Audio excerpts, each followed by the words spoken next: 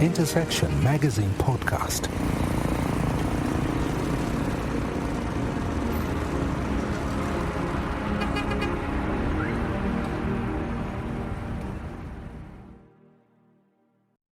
Welcome to Intersection Magazine Podcast.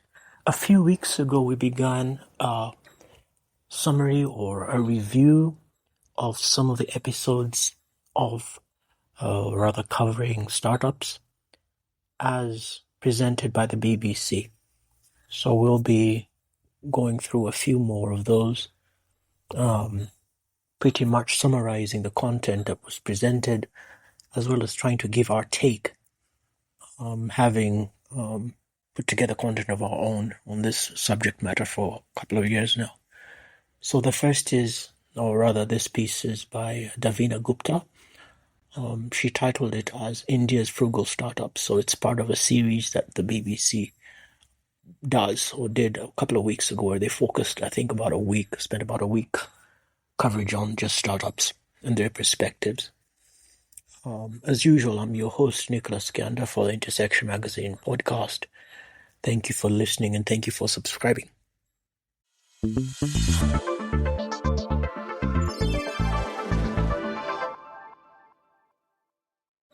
So I really like the way Davina Gupta started her conversation about India and the frugal startups, because she started off talking about how she was moving from the city boardrooms and high-tech campuses to villages. And her focus is really on how these startups are innovating around necessity. And I like, as I said, the idea of moving from boardroom and high-tech campus to village, because that's really what many of us think about when we think about the subject of innovation. And you could argue that the startup space is quite segregated in its current state, where it kind of favors those who know the lingo, those who can participate in pitch decks, those who can have conversations with high rollers, those who know what drinks to drink, a cocktail, those who know where to place their forks on a table. So I think as a start, this is an interesting subject, because there are very many people who are innovating, but that are not necessarily in campus or having access to boardrooms. So she, in this conversation, was going to cover three examples. One was a porter. The second was someone who was working with lotus stems. The other was a farmer. So the lady with the lotus stems, you could call her someone who's already in the subject of botany, but the presentation was really about these stories, helping you understand how they're building, what they've built, the challenges they've faced, and then using the experts that exist in this country of India, who are familiar with what it takes to build frugal startups, to identify challenges and characteristics of those who are building in the frugal space. So in terms of the first person who was talked about, was the person who decided to make refrigerators for refrigerators for people that are poor, essentially out of clay. So the story pretty much is about a young man who grows up watching his father doing pottery. So they pay for their education using pottery. Then they experience some challenges. I think there was like an earthquake, so disaster strikes. They lose their way of living.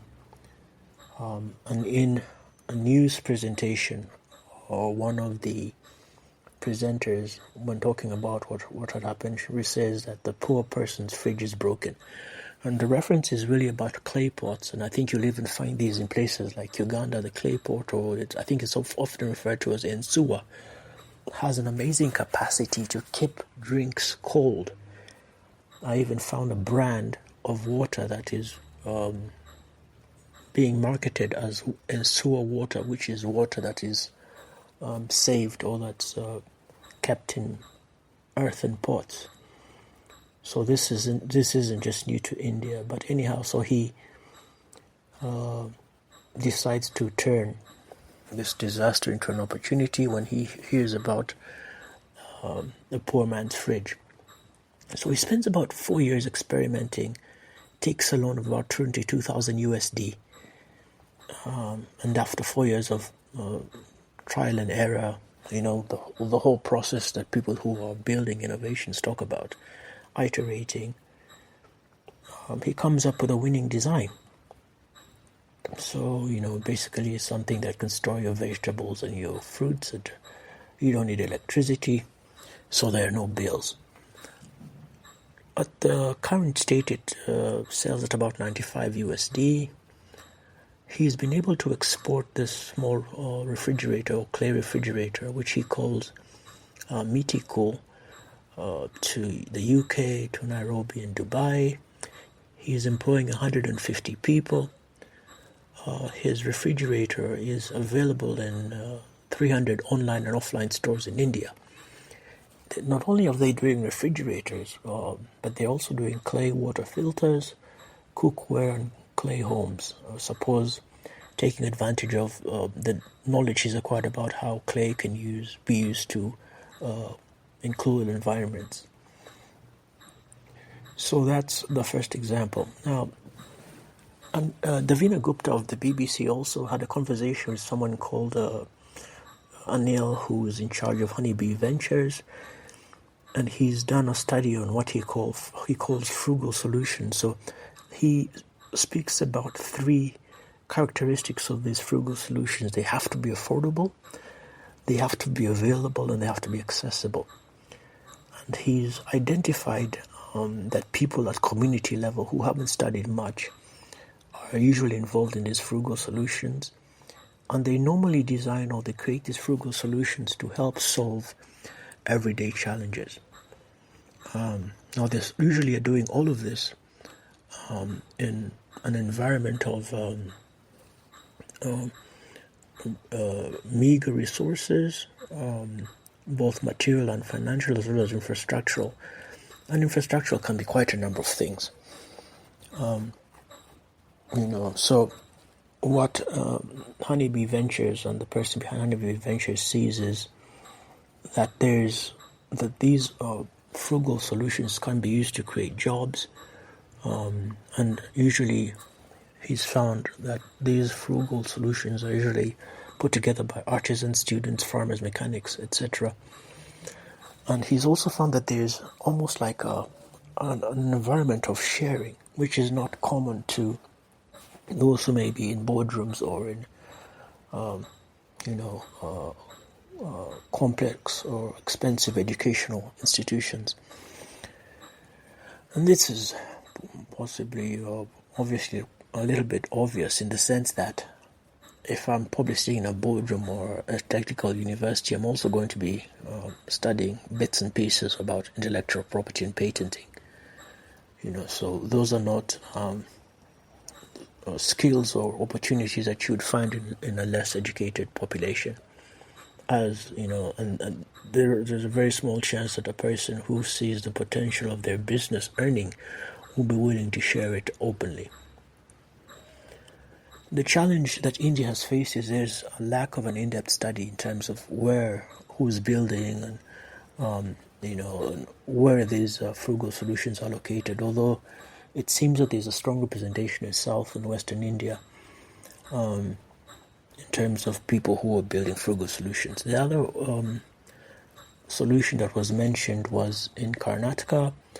It's essentially a farming tool, a smart farming tool that you are able to stick it in the soil. It uses sensors to identify crop conditions. This whatever it senses are sent to a server online, which then translates this information to voice, which the farmers that are blind or that have partial sight can use to make smarter decisions.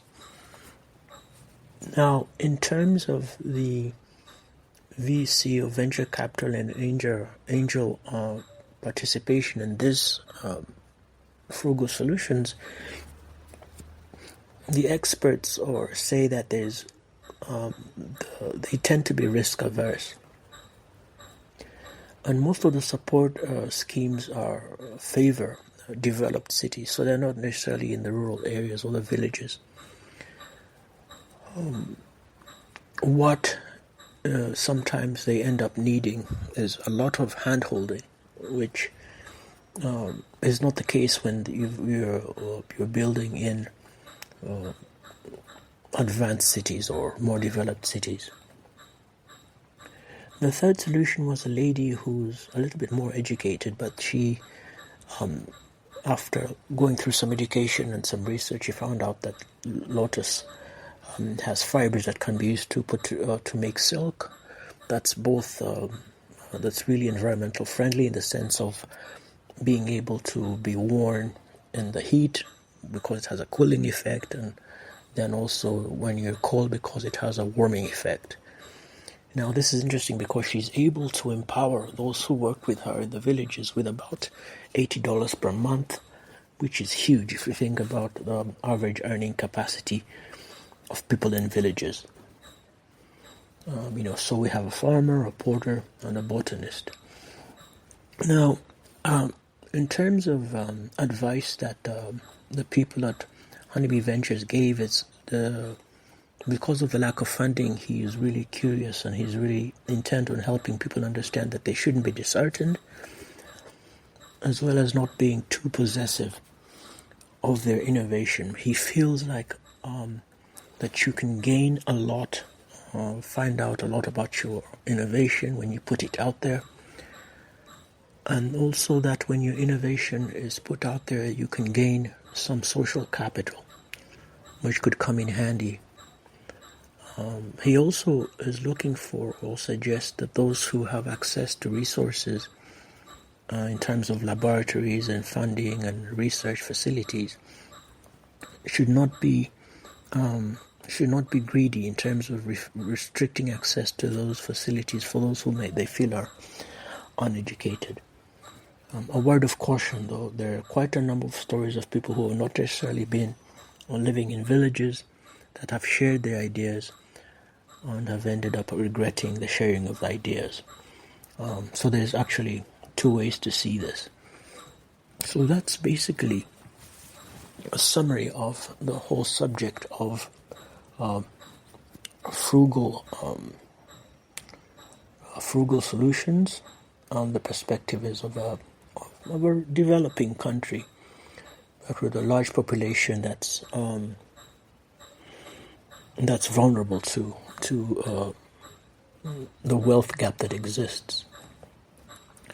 Now, I see there may be a connection with something that I'm reading currently. It's a conversation. A lady I suppose she spent some time in Silicon Valley as well as Nigeria, her homeland. And on LinkedIn, she's been having a conversation with developers about this same subject of necessity and innovation.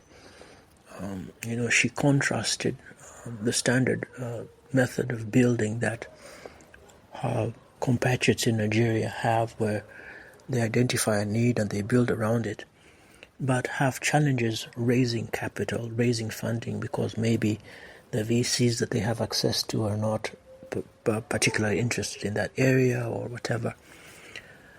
And she was saying that she's identified this challenge in South America, sometimes as well in Europe and Africa. Although I wouldn't really want to make a case for Europe, especially because they have quite an extensive network of venture capital capacity. And I'll talk about that in probably another podcast. But the subject of, the people in the third world that are innovating and feeling like they're innovating in the wrong areas because they're not getting support, and then feeling like because they haven't been to Stanford or any other Ivy League, that their solutions are going to be subpar. So this is a conversation that I think we need to have, or that she's already started and has received quite a lot of feedback in this regard, but it also helps, in a sense, buttress the ideas that I've presented in this episode. So that is my conclusion, or some of the thoughts that I got from India's Frugal startup, conversation that was put together by the BBC a couple of months ago now, when they were doing a series on startups. Once again, thank you for listening. Thank you for subscribing. I've been your host, Nicholas Gianda, for the Intersection Magazine podcast.